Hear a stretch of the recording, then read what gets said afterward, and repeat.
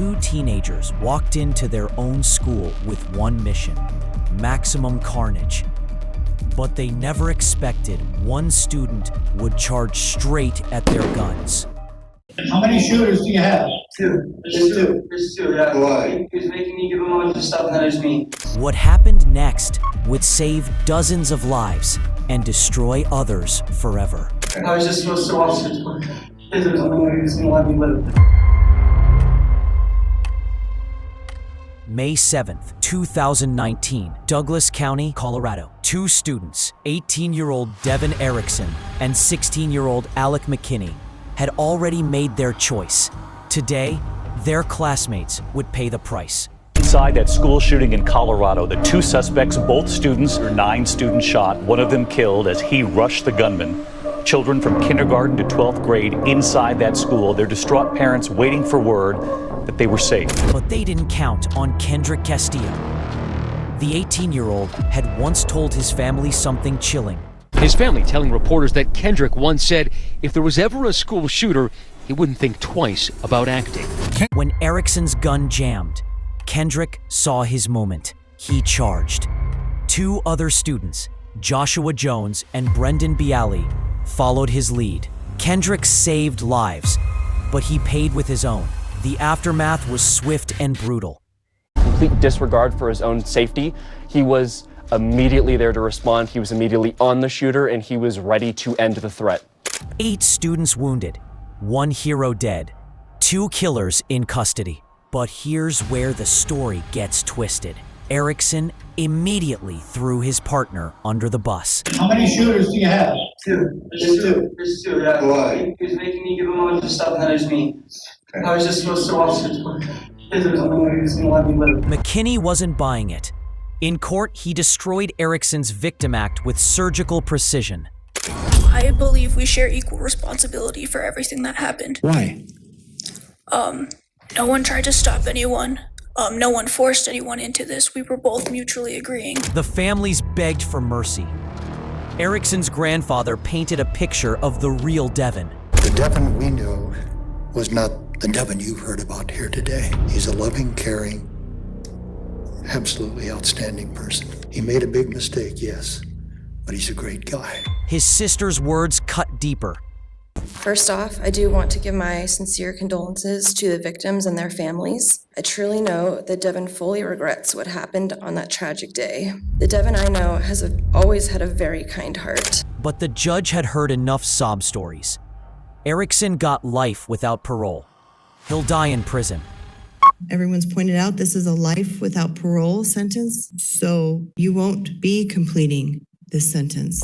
McKinney, being a minor, got life with parole after 20 years. But what if I told you this wasn't even the most brutal case you have seen? The truth about these killers gets darker with every case we uncover.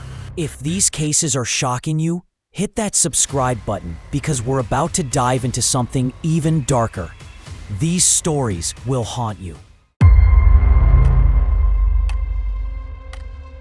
Piece of shit. This bastard took the lives of 17 people. You're done. A school shooter serving life sentences just vanished into the night. But what they found in his cell will make your blood run cold. Just spoke with one of the corrections officers. He advised that the two that we're trying to track down are both doing life. They've got nothing to lose here, so be alert. How does a killer disappear from maximum security? At Chardon High School, we had shots fired, gunshots, multiple gunshots. February 27th, 2012. TJ Lane turned a school cafeteria into a killing field. But this wasn't random. It was calculated. I saw a kid holding a gun, pointing it towards a group of kids. I looked up and he shot 2 more, and it hit a group. It hit a kid and he fell. And another kid was hiding under the table for cover. It was just so scary. 3 students murdered. 3 others fighting for their lives. Lane hunted them down like prey. But what happened in court would shock even seasoned prosecutors. Lane strutted into court wearing a white t-shirt with one word scrawled across it: killer. The same shirt style he wore during the massacre. This wasn't remorse. This was celebration. I hate you for the pain you have caused, Nick.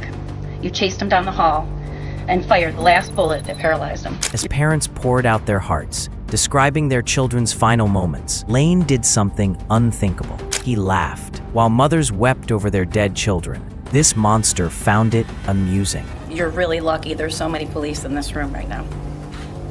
You could smile all you want. Why would you want to hurt him? But Lane's coldest moment was yet to come. Saying pull the trigger, the killer's done, masturbates to memory of you. Even hardened bailiffs stepped forward, ready to silence this demon.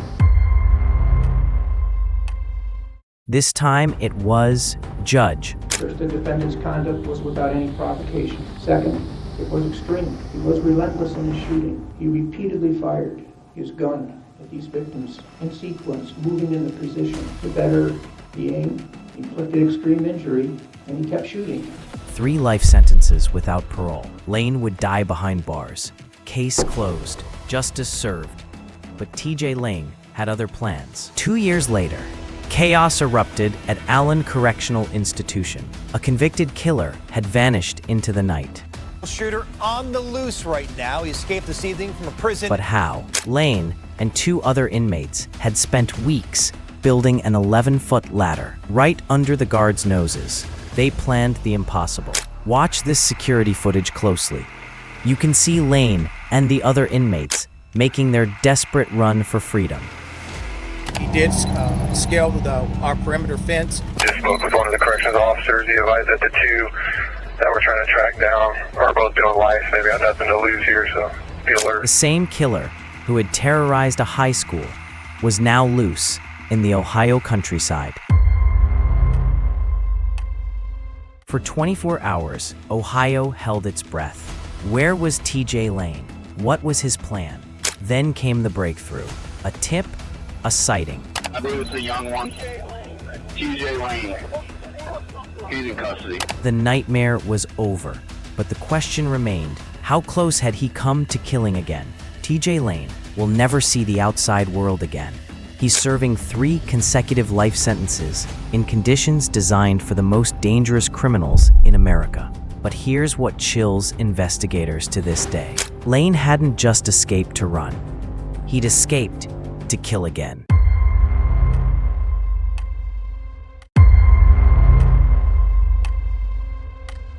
Whatever, I don't know. When you're a guy, sometimes you get an erection. It's like blindsiding someone. The most notorious child predator in sports history thinks sexual abuse is just a medical procedure. You're doing it for good to help someone, and they're giving you the positive feedback that you're helping them. How do I know I'm hurting them? But wait until you see what one father does about it. Some crimes are so evil, they break a parent's soul. For nearly 2 decades, Larry Nassar was the most trusted name in American gymnastics. Team doctor for USA Gymnastics. You have to protect your athletes. You have to let them know that we care. But behind his caring facade lurked a predator who would assault hundreds of young girls under the guise of medical treatment. When police finally investigated, they uncovered one of the largest child abuse scandals in sports history. How many women do you think he did that to? We know that there are at least 60 that have come forward.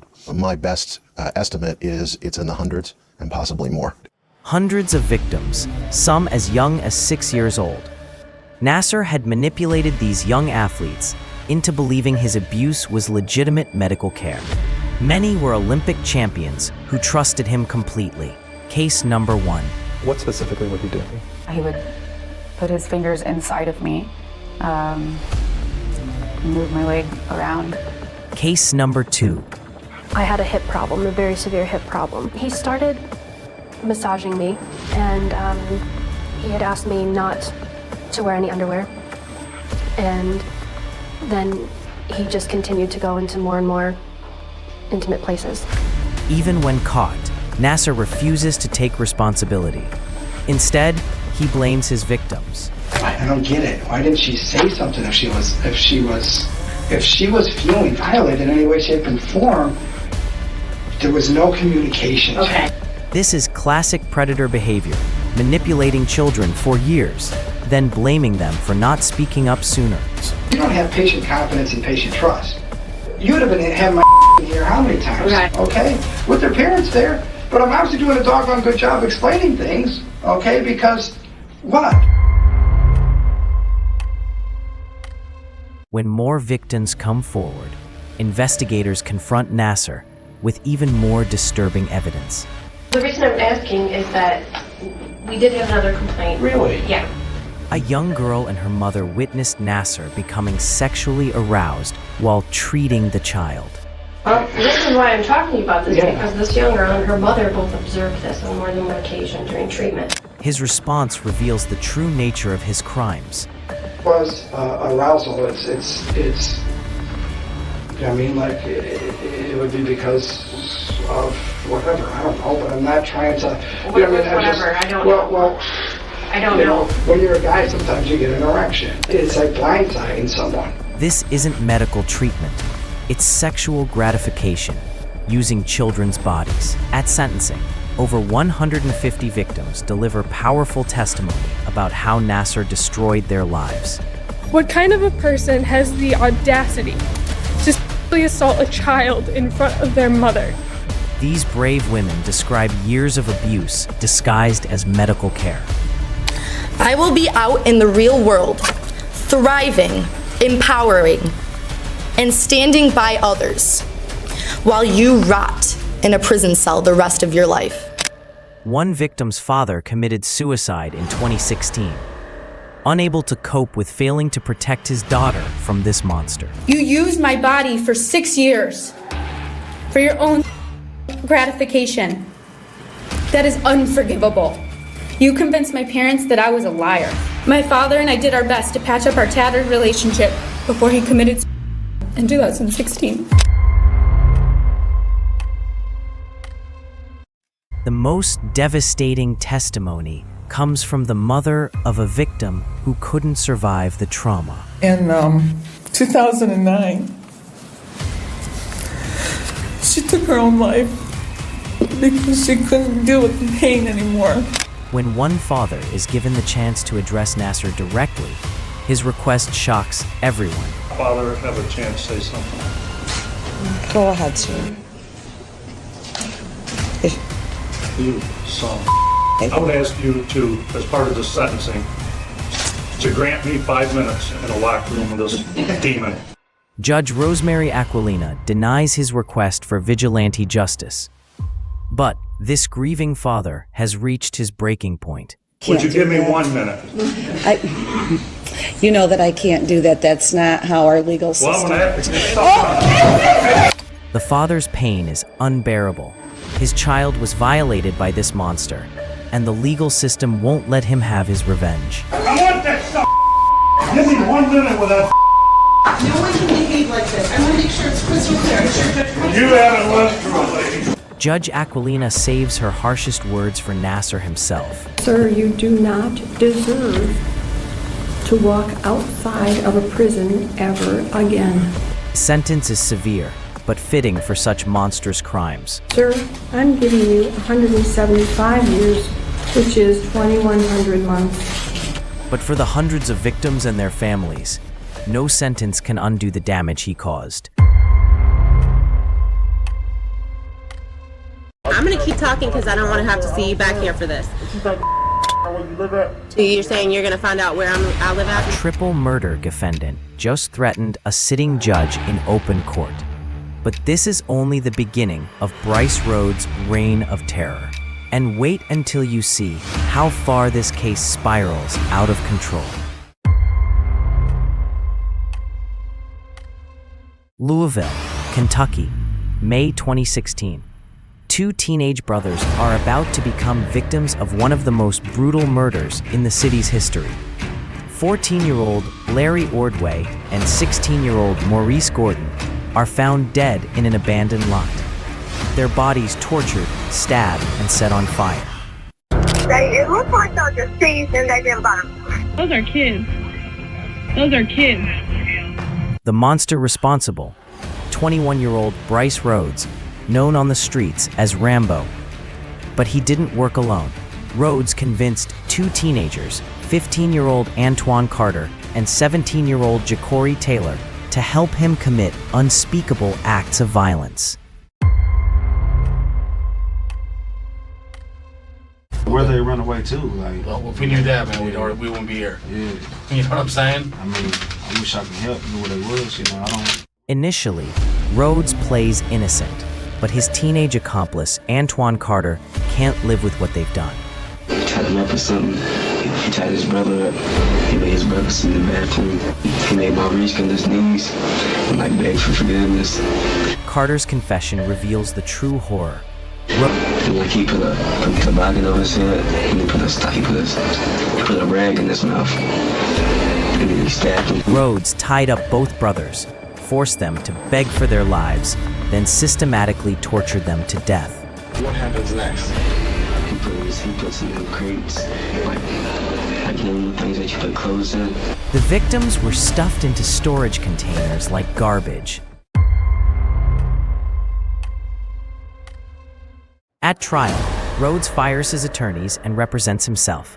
His defense strategy? Blame everyone else. And it's my right to speak what I need to speak on.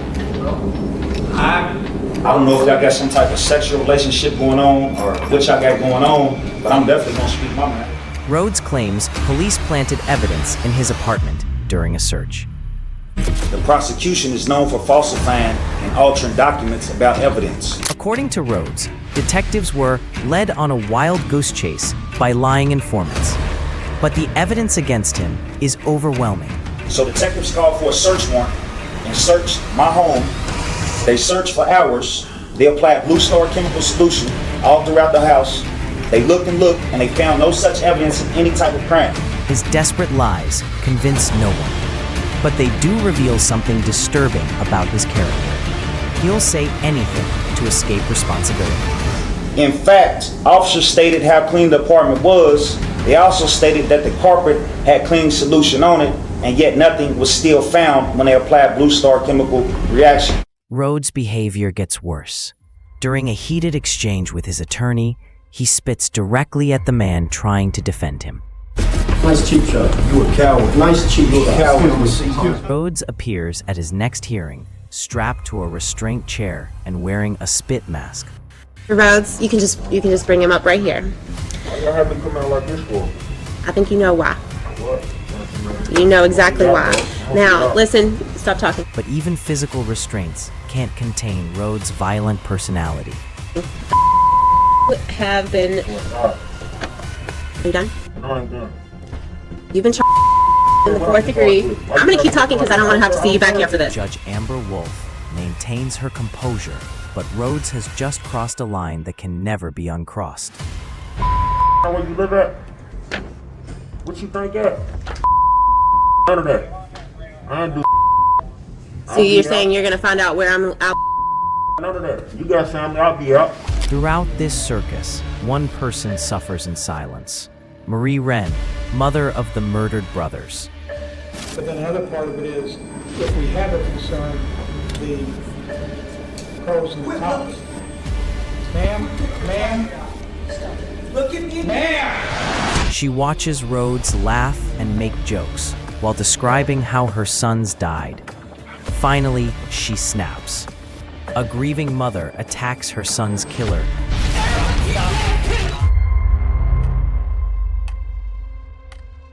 Bryce Rhodes thought he could intimidate judges, spit at lawyers, and lie his way out of triple murder charges. His threats against Judge Wolf led to additional felony charges. And was the victim's mother justified in attacking her son's killer? Ain't nobody gonna sit in court and hold their composure and have a demon turn around and laugh about them killing your kids. It's just not gonna work for anybody. Let me know your thoughts in the comments below.